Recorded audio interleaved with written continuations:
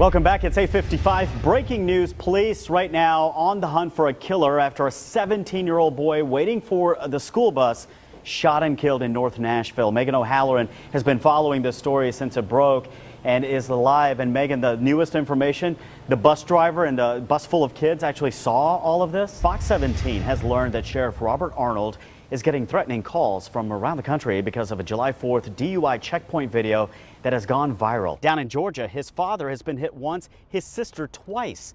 And then, a few months ago, Graves was hit again at a stoplight by, yes, another drunk driver.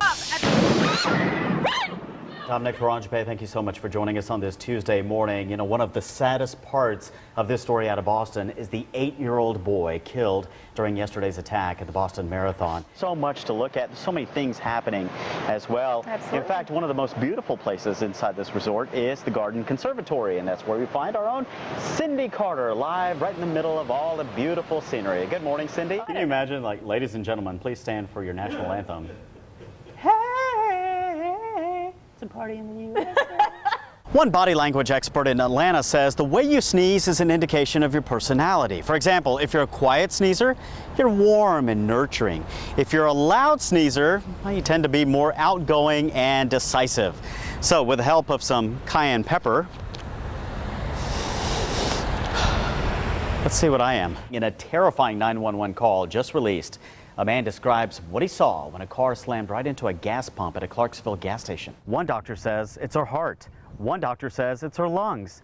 And one says it's her kidneys. Police are on the hunt for a gunman who robbed and shot one of our very own veteran reporters, Erica Lathan, in the arm. Police say someone broke into an apartment on Chimney Top Drive. This is in Antioch. No one was hurt. Now, police haven't said if anyone's been arrested yet. We'll keep working on this story and let you know as soon as we find out. Three brothers making some pretty good music, huh? Derek, Nathan, and Spencer. Well, they've been singing together as long as they can remember. What if we were stuck right here? Well, sometimes we do get stuck a little bit. Check me leaning here. Wait a minute. I'm giggling a little because comedian Bill Bellamy was on the show yesterday. He goes, I got into Nashville. It's like Mardi Gras for you guys here. It is Mardi Gras for us. It is. It's amazing because and you saw so many great places. There's a lot of those places I haven't seen because I kind of grew up there. Right. I'd like to go as an adult more, you know, and enjoy those kind of places. But that town has grown so much. When I was there, it was like really 40,000 people, and now Really? it's way over 100,000. It's all local all morning. I'm Kelly Sutton. And I'm Nick Paranjape. Let's get a check of our weather forecast first. Here's Sky Watch meteorologist Craig Edwards. Good morning, Craig. Good morning, guys. Meanwhile, new this morning, a South Nashville family says that they're lucky to be alive after a fire started in their house right before they went to bed. The family thinks that it started. Well, right now, police are looking for the masked gunman who held up a Whites Creek gas station early this morning. Police say the guy walked into a BP on Old Hickory Boulevard armed with a .357 silver revolver. He had a mesh hairnet over his face and demanded money from the cashier. He grabbed about $80 and then took off running toward Brick Church Pike. It's 5:04. Fox 17 now has the threatening phone calls the Rutherford County Sheriff's Department is dealing with that we told you about yesterday on Tennessee Mornings. Those calls started coming in after a sobriety checkpoint video went viral. Sheriff Robert Arnold has received threats, and so have his 911 dispatchers. It's all related to this video made by 21-year-old Chris Calbaugh. Calbaugh claims that his rights were violated during a July 4th sobriety checkpoint. The sheriff says his deputy did nothing wrong. Well, the video of the stop has been viewed nearly 4 million times on YouTube. If you want to see the complete video, you can go to our website, fox17.com. Country star Randy Travis is recovering from surgery to relieve pressure on his brain. The 54-year-old Grammy Award winner was showing signs of improvement when his publicist says that he had a stroke. It's still not clear what kind of stroke Travis suffered, and so far publicists have not released any information about his condition.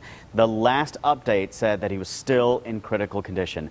Support for Travis continues with stars like Martina McBride, Lady A, Brad Paisley, and more tweeting out their thoughts and prayers. If you want to send your well wishes via social media, people are using the hashtag #PrayForRandy. It is 5:10. Music pros will get an eye and earful this weekend. The National Association of Music Merchants Convention, also known as NAMM, is in town, and music vendors are hoping to bring the next great sound to Nashville. Fox 17's Justin McFarland live this morning at the Music City Center with all the details. Well, mortgage rates, interest rates move up again. Find out why analysts say that's both good news and bad news. We are following some breaking news for you this morning. Firefighters in Rutherford County spent most of the morning battling a fire in Murfreesboro. The end of September. It's 5:19. A Tennessee man gets shot and killed by his wife just 15 minutes after he got out of jail.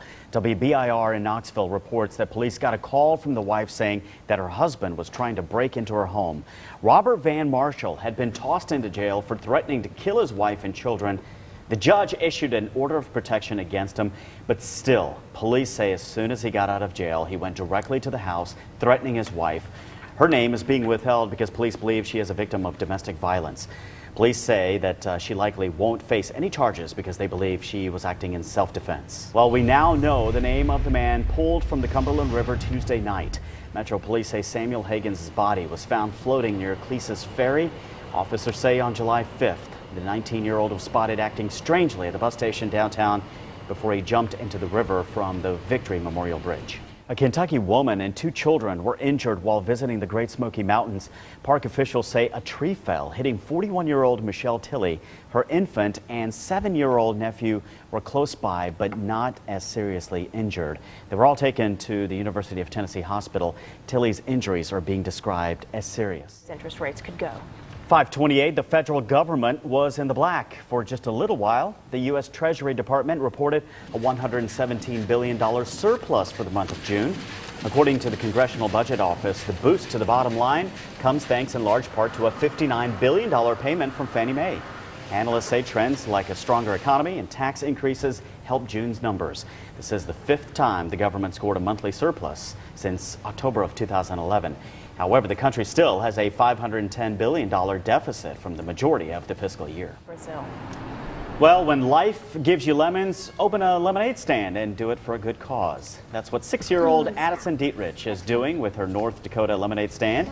She's spending the summer selling lemonade and donating all the proceeds to Wigs for Kids. That's a charity that gets wigs to young cancer patients who lose their hair during treatment. Addison's price per cup is just 50 cents. But she says many customers are paying more because of where the money is going. Mid-state hospitals are changing names. St. Thomas Hospital is uniting all of its systems under one brand. The biggest changes, Baptist Hospital will be now known as St. Thomas Midtown, with St. Thomas changing to St. Thomas West. Middle Tennessee Medical Center in Murfreesboro and Hickman Community Hospital will also undergo the St. Thomas name. Hospital officials say they're just keeping up with changes in healthcare.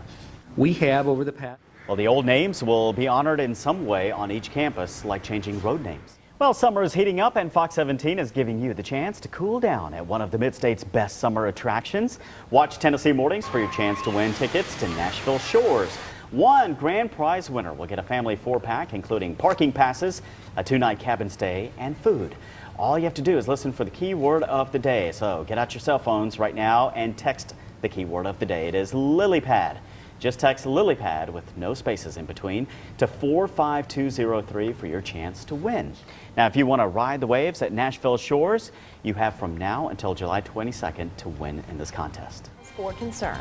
And if you think you're having a bad day, bad hair day, you've got nothing on this woman. How this astronaut shampoos her hair in space. It's coming up in Nick's Picks. 5:34, you're watching Fox 17 News. We're all local all morning. It is time for Nick's Picks. Anyone having a bad hair day this morning? A little bit. Yeah? No. I got a hair out of place right here. Really cute. A lot of hairspray. Really cute today. I like your hair. I'm sorry. Should have never You started. started on- I know. All right, got hair. well, this person's really having a bad hair day. Try styling your hair with no gravity. This is NASA astronaut Karen Nyberg, who's showing us what it's like shampooing your hair in space. She squirts a little shampoo and water from sealed packs. Here's the interesting part, though. The water becomes humidity in the air and will eventually become drinking water aboard the aircraft. Interesting. Really? So you would drink that water. It's like you think you have a cool job and then you take a look at NASA and you're like, okay. Yeah. That'd be pretty fun, wouldn't it? Here's a question. Why didn't they just send dry shampoo with her? Oh. Because then they wouldn't have this video for Next Picks. That's very true. Yeah. Good That's what point. It's kind of like going to the Adventure Science Center, huh? That's right. Touching the little... I like it. Oh, I did that. Very It's cool. cool. Very cool. Also, she's back. Brittany's back, and she's got her sons with her. Find out why the pop star's new song will give everyone just a case of the blues. It's 5:42. You're watching Fox 17 News. We're all local all morning.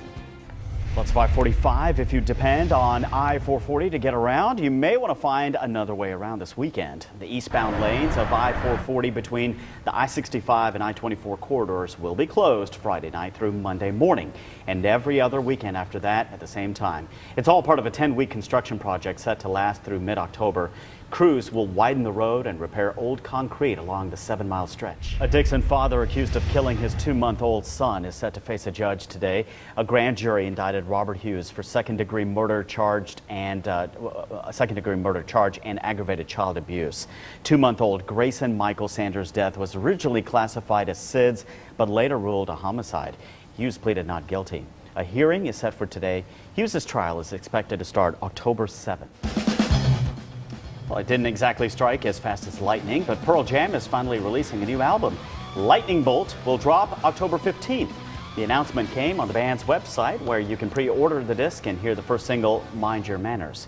It's their first new CD since 2009's Backspacer. Just a reminder here, stay with Fox 17 today at 7 o'clock. We'll have Bones, followed by The Following at 8 o'clock. And then, of course, Fox 17 will bring you all the day's news on Fox 17 News at 9 and 10. Well, people coming to Nashville may soon have a new place to stay inside the latest project to bring a boost to downtown. Plus, your wallet doesn't have to take a hit on date night. Some tips to save you some money and find some deals eating out. And talk about a good Samaritan inside his stunt-like move to make sure this woman gets her caffeine fix. It's all new in our 6 o'clock hour. Craig's got a heck of a forecast for this weekend, so make sure you stick around for that. Aaron is keeping an eye on your roads out there this morning with steer clear traffic. But first, touring the Grand Ole Opry House is about to get even better. The Opry House. Well, now for a Fox 17 follow-up. 3 school administrators accused of not reporting suspicions of sex abuse of a student will be in court today. Back in April, the 3 administrators at East Robertson Elementary School were indicted in the case. Principal Renee Fairman, Assistant Principal Keisha Young, and Supervisor of Student Services Donna Doris all pleaded not guilty. The school system stands behind the educators. A settlement hearing is set for later on today. The Nashville developer who built the Viridian is now trying once again to build a new downtown hotel. Tony Giratana is planning a 400-room Marriott hotel on this property right across from the new Music City Center. Now, you may remember Giratana tried unsuccessfully to build 2 other hotels in Nashville, including the Signature Tower. He's also behind the failed Maytown development project. Convention and Visitors Bureau President Butch Spearden is hoping this project will be different. Tony's been... Well, Spearden says Nashville's tourism industry really needs this hotel, and the other one announced this week. That hotel is a Marriott Regency planned for the Trail West building on 3rd and Broadway. In the overnight hours of July 2010, Metro Police Officer Terrence Graves had on his blue lights in a construction zone when all of a sudden, And without warning, just pow, car crashed into me. a drunk driver hit Graves from behind. And I remember flying through the air, and of course, I said one word 3 times, Jesus, Jesus, Jesus. The back of his patrol car was smashed like an accordion. And it pushed the back seat of the police car all the way up to the back seat of my seat. So had someone been in the back, no doubt, if they weren't dead, they'd have been seriously injured. Graves escaped with just a gash on his elbow. The crash pinned the other driver in her car, but she survived. This wasn't her first DUI. Graves was thankful to be alive, and then he was mad. This person decided, I'm gonna, drink whatever and do whatever, and I'm gonna take off driving. Then I'm gonna crash into the back of a car with flashing lights on it. I mean, it just didn't make sense to me. The accident gave the commander of the North Police Precinct a new perspective on the dangers of the job and what his own officers encounter every day. I know what they have to deal with, I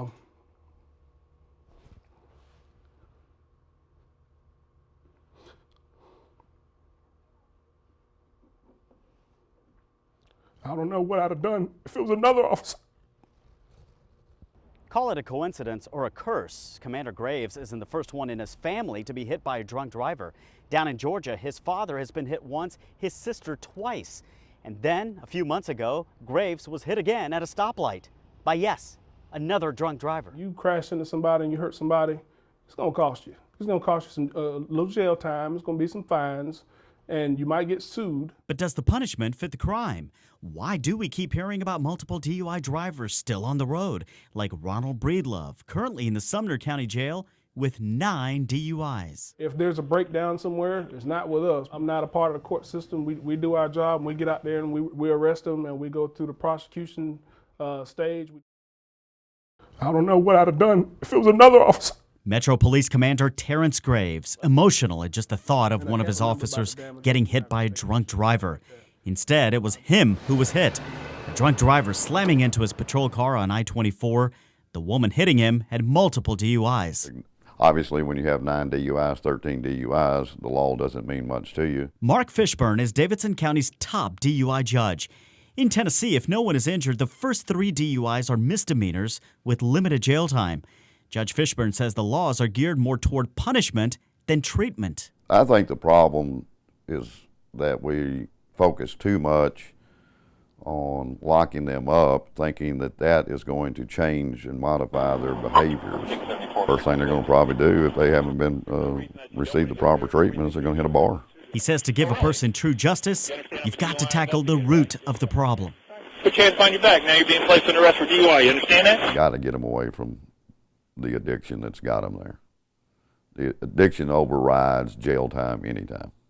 3 years ago, I got a DUI in this spot. Larry Tomlin of Franklin was arrested for his 3rd DUI after passing out behind the wheel going 70 down a downtown Franklin street. And I spun out in this spot and hit this pole here, and there was a bunch of kids on the other side of this fence. Luckily, the pole didn't fall on the kids playing soccer.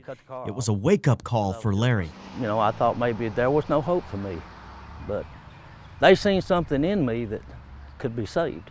They being Judge Denise Andre in Williamson County. Our program is an accountability court, and it's dedicated to changing the behavior of the multiple DUI offender. Judge Andre runs the DUI court program, an innovative and intense court supervision program for multiple DUI offenders, which include shorter jail time, but a month at an inpatient treatment center. They have to wear a scram device, get drug tested, go to meetings at church or AA, and do public service work, all without a driver's license. Judge Andre says out of 30 people in the program, only 1 has been rearrested. So why isn't every court in America doing this? Anytime you have a commitment, it takes resources. Which means money. Judge Andre and her team applied for a number of grants and received more than $100,000 to pay for the program. If the person going through the DUI court program does everything that they're supposed to do, well, every week they get rewarded. Judge Andre gives them a candy bar. That may seem like a real small token, but to them it means a lot. If they don't get that candy bar, it may mean that they are being sanctioned, and that could also include jail time. Larry says getting that candy bar kept him motivated to finish the program. Through that process, I learned that I could have the pain of discipline today, or I could have the pain of regret tomorrow. And I'd rather have the discipline pain than regret. It's time our country agreed on something. In his black suit and red tie, his contagious laugh, his fancy footwork, there is a serious message from Robbie Novak, better known as Kid President. The world needs to stop being boring. This pep talk video has more than 21 million views. His message, make the world less boring. Listen to your kids because they have important things to say, and it just matters if you're just nice to everyone. The concept of Kid President was the brainchild of his brother-in-law, Brad Montague, who was promoting an event at Freed-Hardeman University in Henderson, Tennessee, where he works. And the next thing he and Robbie knew, the videos went viral, and Kid President became famous. My friends really don't care if I have fame or stuff. Since being in the spotlight, Kid President has been all over, from Hollywood to D.C. Here he is during an April Fool's joke at the White House. I made it to the White House. I'm here. What came a few days later was no joke, when Kid President met the real president. It was really fun meeting the president. It was an honor. I think you're doing awesome. Coolest thing the president said to him? Keep doing what you're doing. And that's exactly what he's doing, going around the country and speaking to kids about making the world a better place. A regular stop on Robbie's tour is right here at Vanderbilt Children's Hospital. He doesn't come here to entertain the kids. He's here as a patient. Robbie has a rare genetic bone disorder. In his 9 years, he's had more than 70 broken bones. His attitude, in spite of some significant pain, lots of surgeries, has really been incredible. Dr. Jill Simmons is Robbie's doctor at Vanderbilt. He has what's called osteogenesis imperfecta, or brittle bone syndrome. Bones break easily by the slightest contact. Femur, tibia, collarbone, arm. That's a lot of broken bones. Goes without saying Robbie is banned from playing sports. At first, his adoptive parents, Laurie and David Novak, said no when Robbie asked for a bike. I said, you'll break your legs, your arm, your head, your ribs. And he goes, no, Mama, because I already fell. I just didn't tell you, and I didn't break anything.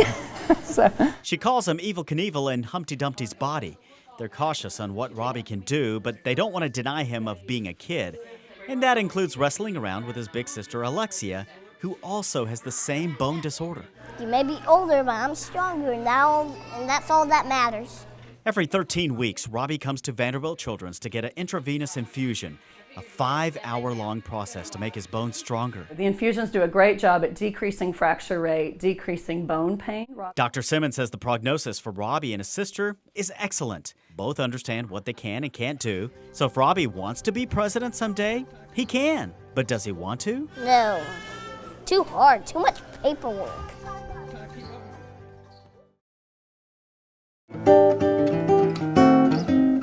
Whether he's playing inside or outside on his back deck or out on the road with famous singers like John Denver or Leanne Rimes, watching Pete Huttlinger strum his guitar with such ease and gracefulness is simply a treat. But 3 years ago, the music suddenly stopped playing. And I was, knocking at Death's door, and Death was starting to open the door too to let me in. Pete woke up one morning and couldn't move. The entire right side of his body was paralyzed. Pete had a stroke and was rushed to Vanderbilt Medical Center for emergency surgery. A few days later, some good news. They came in, they did the old move your hand, and it was kind of like one of those Hallmark movie moments, where I didn't respond. I couldn't move my hand. I had a tube down my throat, and they turned to walk away, and my finger twitched. After months of rehab and learning how to eat and walk again, Pete went back to playing his guitar. But a year later, another health scare. Pete suffered massive heart failure. I went from, okay, I'm up and I'm around, to I couldn't move. He was airlifted to a Houston hospital and was back in the operating room. Through all this, his wife, Erin, never lost hope. I was terrified, but I never thought he would die because there were so many people working so hard to keep that from happening. Doctors put a heart pump inside Pete's body, supported by 2 batteries and a controller, always by his side. While in the hospital, something else always by his side? His guitar. There are people that go around the hospital and they play music for you. And so a nice couple came by one day and they said, hey, can we play a song for you? I said, sure. Can I play along? And I grabbed my guitar and I said, what do you guys know? And they said, well, we know You Got a Friend. And I said, that's great, let's do that one. So we played You Got a Friend. A year after his heart failure and 50 pounds lighter, not only was Pete up and around, he walked the country music half marathon. I'm kind of goal-oriented and being in such poor health the year before, I thought, well, this will be something I can work up to. He's also worked at getting back on tour, although on a much lighter schedule. I don't have the chops that I had before I had the stroke. I used to be able to play really fast all day long and not think twice about it. I can't do that anymore. So I'm just trying to, pull more beauty out of the instrument rather than being a show-off. The sounds he produces from his guitar, still amazing. The sounds of his heart pump, reminding him every 6 hours to change his battery, however, is a constant reminder how his life has changed. Let's get something out and chop. But it's a life with his wife, and his guitar is all that matters to Pete. So much of getting healthy has to do with your mental outlook on things. And I've been blessed with a positive outlook throughout all this.